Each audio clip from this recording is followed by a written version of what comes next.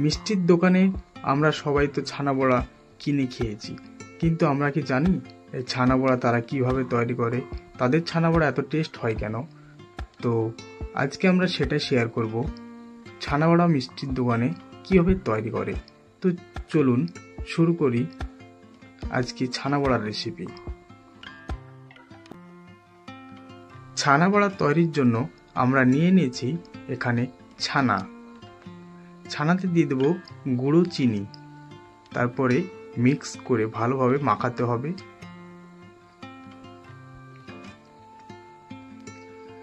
খুব ভালোভাবে মাখিয়ে নিতে হবে।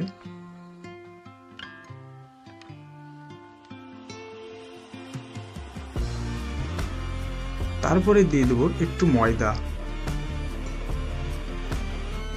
আর দিয়ে দেবো একটু বেকিং সোডা,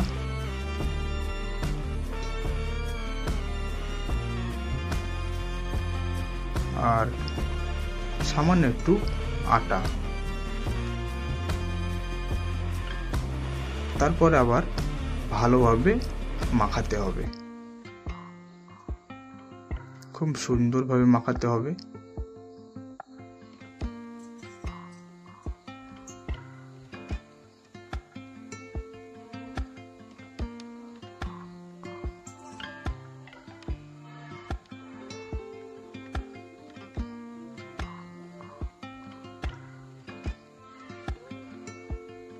ভালোভাবে ছানাটা মাখানো হয়ে গেলে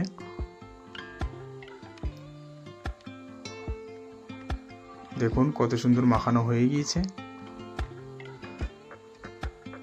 আর একটু ভালোভাবে ম্যাশ করে নিতে হবে।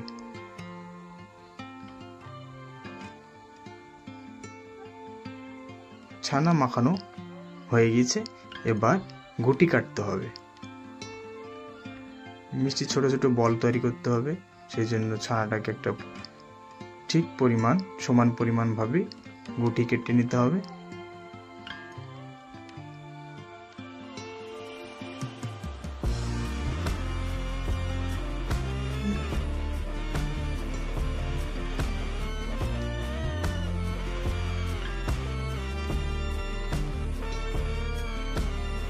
গুটিগুলো হাতের তালু দিয়ে গোল গোল করে নিতে হবে।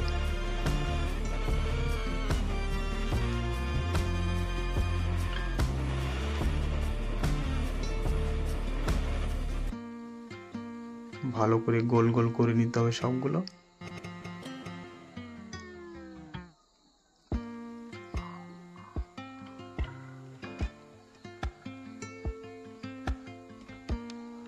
এইভাবে আমরা সব গুটিগুলো গোল করে নেব।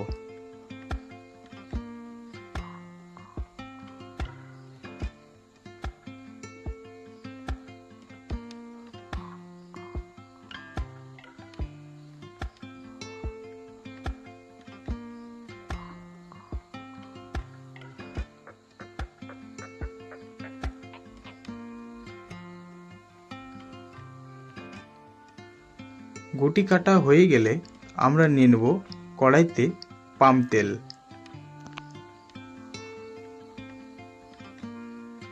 পাম তেল গরম করে নেব, তারপর ছানার বলগুলো ভেজে নেব।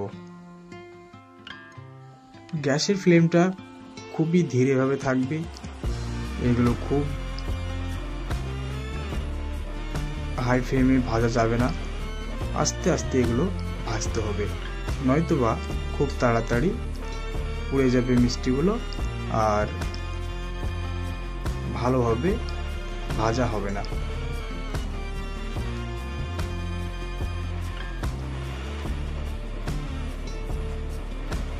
ছানা বড়াগুলো দেখুন আস্তে আস্তে নিচ থেকে উপরে ভেসে আসছে এবং হালকা হালকা ভাবে এটাকে ভাজতে হবে। সব সময় নাড়াচাড়া করতে হবে, নয়তোবা কোনো জায়গায় বেশি লাল হয়ে যাবে, কোনো জায়গায় সাদা থেকে যাবে। এই জন্য সবসময় নাড়াচাড়া করার পরই এগুলোকে ভাজতে হবে। দেখুন সবসময় নাড়াচাড়া করার ফলে প্রতিটা জায়গায় সমানভাবে ভাজা হয়ে গেছে, লাল লাল হয়ে যাচ্ছে।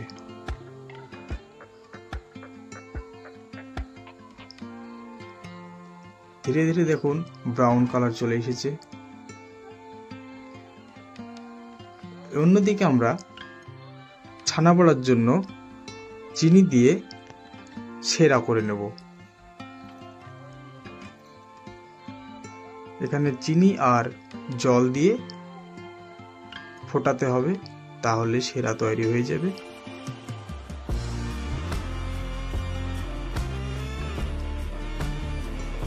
যখন হয়ে গেছে সেরা তৈরি, ওদিকে দেখব ছানা বড়াগুলো ভাজা হয়েছে কিনা। তো প্রায় হয়ে এসেছে।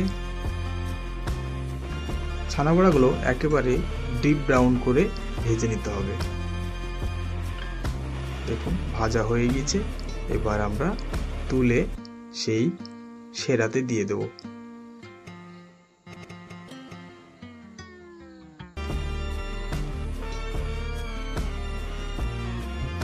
সবগুলোই তুলে দিয়ে দেব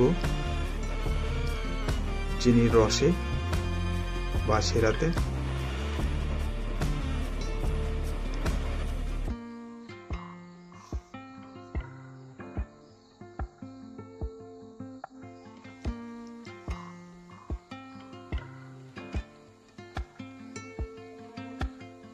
সবগুলো দেওয়া হয়ে গেছে। এবার একটু নাড়াচাড়া করে নিতে হবে।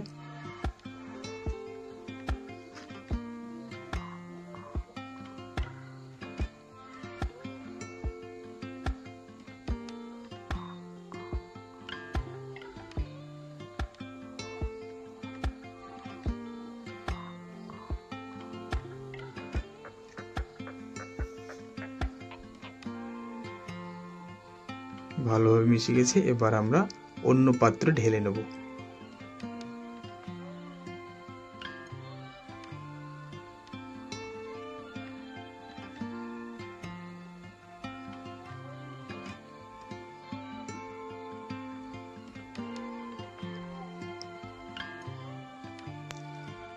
ছানা বড়াগুলো ভালোভাবে মিষ্টি চুষে নেবে, সেই জন্য 3 থেকে 4 ঘন্টা বা পুরো রাত্রি রেখে দিতে হবে এইভাবে রসের মধ্যে ডুবিয়ে।